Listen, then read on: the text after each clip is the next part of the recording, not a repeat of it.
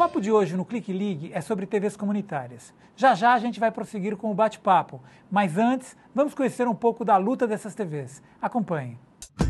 Para entender melhor como funciona uma TV comunitária, acesse o site da ACESP. A ACESP é a primeira e maior entidade representativa dos canais comunitários do Brasil e tem como principal objetivo lutar pelas causas sociais e incentivar o direito à comunicação do terceiro setor. Outra dica bem legal é a Frenavatec, Frente Nacional pela Valorização das TVs do Campo Público. No site encontramos várias informações sobre TVs comunitárias no Brasil e no exterior. E também um grande banco de dados com arquivos que incluem informativos, com entrevistas, documentos e legislação sobre TV comunitária no Brasil. Nesse terceiro bloco do Clique Ligue, o jornalista Sérgio Gomes, diretor da Oboré, e Fernando Mauro Treza, diretor da CESP, vão nos ajudar a entender um pouco mais sobre o universo das TVs comunitárias e o impacto das novas tecnologias aí nesse sinal.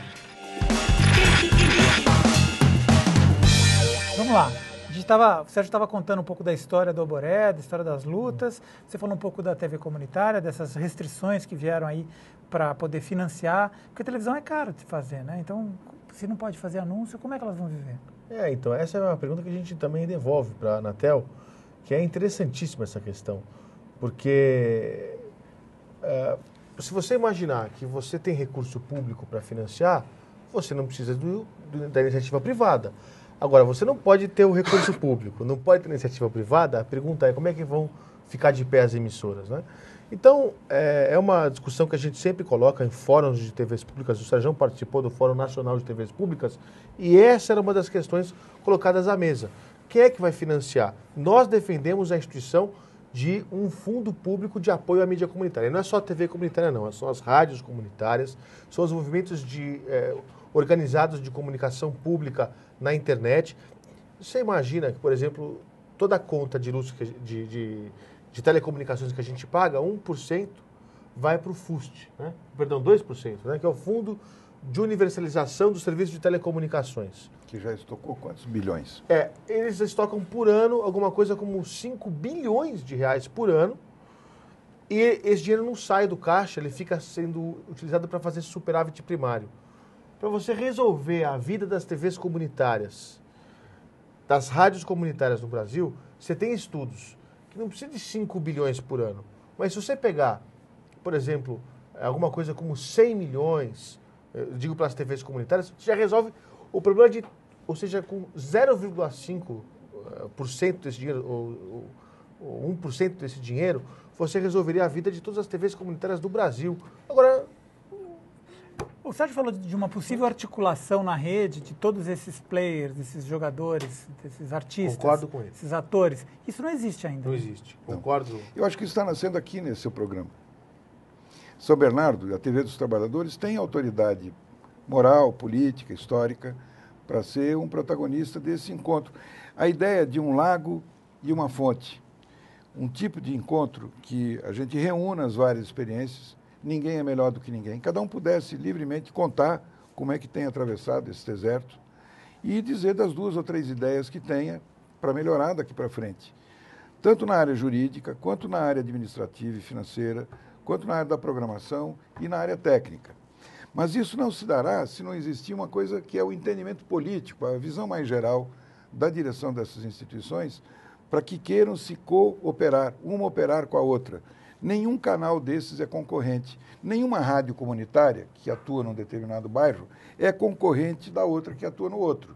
Não há, no nosso caso, até por essas limitações, não existe essa disputa pela audiência direta.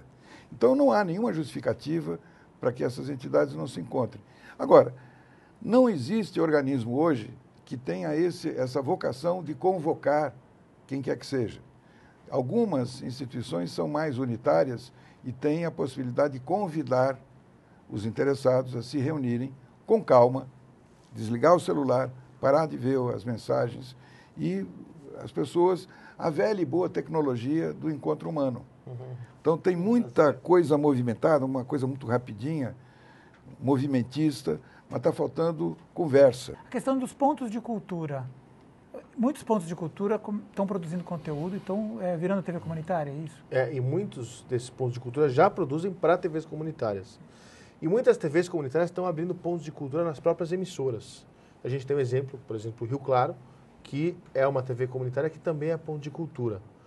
Então, e para a gente é importantíssimo isso. Porque o que é o ponto de cultura? No nosso caso do audiovisual, é um espaço financiado pelo Ministério da Cultura, em que você vai dotar determinada entidade de equipamentos e vai ter um recurso para você poder financiar professores, para você poder ensinar no audiovisual, sujeito a ser cameraman, a fazer corte, edição, etc, etc, etc. Portanto, de novo, a questão da equipe. Gente. E de educação. E nós precisamos desse tipo de conteúdo, até porque as TVs comunitárias, elas têm a sustentação da sua grade de programação baseado na produção independente que chega. E só São Paulo, né, o Sérgio sabe disso, é uma exceção que tem 120 programas numa mesma emissora. Mas qual que é a regra? 25, 30, 45 programas, tudo mais, não são suficientes para você encher uma grade de programação como um todo. E aí a gente tem convênios, inclusive com a TVT, para nos enviar conteúdos, o Instituto Itaú Cultural, com o Sebrae Nacional e com vários pontos de cultura. Então, aquilo que for produção cultural que nasça da sociedade, tem um veículo para poder dar vazão à TV comunitária. Pergunta, com esse crescimento todo da internet no Brasil, as pessoas que cuidam das TVs comunitárias, elas são da geração TV ou são da geração internet? TV. Isso eu posso te falar de cátedra. Até uma... A gente não pode falar que é um erro porque não tem culpa de nascer antes, né? A gente não tem culpa de nascer antes dessa geração da internet. Você pega... Eu tenho os meus sobrinhos, a molecada de 3, 4 anos mexe naqueles iPhones. Para eles, a internet é a coisa mais normal do mundo. Agora, para mim, não é. Então, eu me limito ao e-mail, por exemplo. Eu percebo que, por exemplo, muitas das TVs comunitárias não têm assim, uma frequência, uma atuação forte na internet. Elas têm uma atuação forte nas TVs comunitárias. Mas na internet, que seria um meio natural delas divulgarem o trabalho... Mas está mudando. Vou te dizer, existem novas gerações de técnicos que estão chegando nas TVs comunitárias, que são os estagiários, que são aqueles sujeitos mais jovens, que chegam lá e falam, está tudo errado, tem que colocar na internet assim, assim, assado. Então, nós viemos a ter site na CESP, por quê? Porque os nossos jovens da assessoria de imprensa falam, não, como é que você não pode ter um site? Tem que ter um site, tem que ter um Twitter, tem que ter um Facebook, tem que ter... E os próprios programas, quando imaginados, eles não estão levando em conta, por exemplo, o Vimeo ou YouTube. Quer dizer, esse programa que nós estamos fazendo aqui, ele está concebido em blocos. Cada bloco é um bloco temático. Ora, ele já está concebido, não sei se isso acontece, pronto para ser colocado na internet com um título de tal maneira que o sistema de busca te facilita e a pessoa vai poder assistir isso. Por temas. Está ao vivo, tá? Sim, nós estamos ao vivo. E depois vai ficar na web forever. Isso. Indexado. E, portanto, é possível que um professor na Paraíba que queira dar uma aula para os seus alunos sobre a quantas anda a legislação, que foi uma luta enorme, até conseguir... Que foi o bloco que o Fernando Mauro fez aqui, o passado, o outro bloco. Aquela aula que ele fez aqui, esta aula poderá estar em sala de aula lá na Paraíba, no Rio Grande do Sul, e porque todas as escolas têm um data show, têm o computador, têm acesso à internet, banda larga e tudo mais. Então, esta possibilidade que a gente tem hoje do uso inteligente, mas não momentaneamente inteligente. O problema no Brasil não é que não existem ideias inteligentes, é manter a inteligência como padrão. Você tem uma inteligente e em seguida volta para trás, é uma espécie de ciclotimia. Porque a gente percebe que talvez a mão de obra da internet pode ajudar muito na indústria criativa, na produção de conteúdo que vai ser distribuído. Porque há uma dificuldade de se assistir a TV comunitária quando ela está só no sinal. No cabo. Não é verdade? Porque isso é uma grande briga nossa também. Porque a TV comunitária, ela veio no primeiro momento para a TV a cabo. Então o que acontece? Só quem tem dinheiro para pagar a TV por assinatura é que tem acesso à TV comunitária. A nossa briga é irmos para o canal da cidadania. E o que é o canal da cidadania? Quando foi criado o sistema de TV digital brasileiro, você teve a previsão de 4 novos canais públicos. Um é o canal do Poder Executivo, que é a EBC, TV Brasil.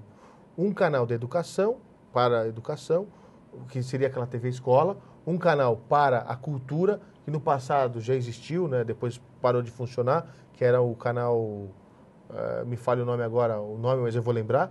e depois o canal da cidadania para organizações não governamentais. Então, você tem uma previsão legal de que é o seguinte, quando for utilizar o espectro da TV digital, você vai ter um canal para a cidadania. A estratégia de vocês para o Plano Nacional de Banda Larga, para que vocês possam, além de estar transmitindo pela TV tradicional ou pela TV digital, estejam na internet também. Então, no nosso caso, se você depois for navegar no site da CESP, boa parte dos canais comunitários hoje existentes já transmitem ao vivo a sua programação do que transmitem no cabo. Então você vai na TV aberta, tem lá Web TV, o que está no cabo está na TV, tem uma Web TV na internet, na TV de Guarulhos, na TV de Osasco e assim sucessivamente. Agora, a gente também tem isso é um problema até de geração, né? A nossa vocação é muito televisiva e muito pouco internetica. E à medida que chegam essas novas gerações para as TVs comunitárias, eles jogam uma luz no assunto e a gente começa a ficar um pouco mais tecnológico. Mais ligeiro. E sobre isso, por exemplo, como nem todo mundo tem acesso, então é como se isso fosse uma proposta elitista, não fosse popular. Qual? A questão das tecnologias. Da internet. Mas nem todo mundo tem acesso à TV digital, etc. Ou acaba essa coisa. Então, eu vou lá para trás, vou para a Revolução Francesa, 1789. A grande revolução que acaba com a monarquia. Então, a partir de agora, os governos têm que ser eleitos, liberdade, igualdade, fraternidade, Constituição e tudo mais. 95% da população francesa que fez a Revolução era analfabeta. Então, a invenção do Gutenberg diz assim, não adianta você fazer um folheto, porque a população não lê. Sim, mas sempre tem um aliado do povo que sabe ler, sobe em cima de um caixote e lê. Projeto, Repórter, Futuro. Para quem quer chegar lá como jornalista de verdade. E, portanto, a nova tecnologia é que um aliado do povo que sabe ler comunica para todos e todo mundo acabou sabendo por uma via indireta. Então, isto vale. Não há nenhuma dessas tecnologias, nenhuma das que estão se instalando, elas terão futuro se elas não se democratizam, se elas não ficam do tamanho da possibilidade, do poder de compra da população em geral. Isso é da natureza do capitalismo, negar-se a si próprio. Então, inventa um troço, é muito caro, chique, só nas lojas. Em seguida, para isso ter escala e haver lucro, tem que democratizar. As massas terão que ter acesso. Popularizar significa baixar preço. Ora, baixar preço significa democratizar. Agora, é a questão do uso inteligente desta coisa. A maior parte das pessoas tem um celular, às vezes está ligado à sua rádio comunitária, aqui mesmo, Heliópolis, o que a gente trabalha há 12 anos com eles, a Metodista também. Final do campeonato, tá certo? Final do campeonato, o Corinthians disputando, e eu venho justamente nessa hora na Rádio Heliópolis. Estavam tocando um programa de hip hop. Eu falei, mas quanto é que está o jogo? Que jogo? Então, qual é o ouvinte da Rádio Heliópolis? Mas vocês não tem ninguém de Heliópolis assistindo o jogo lá no Morumbi? Tem.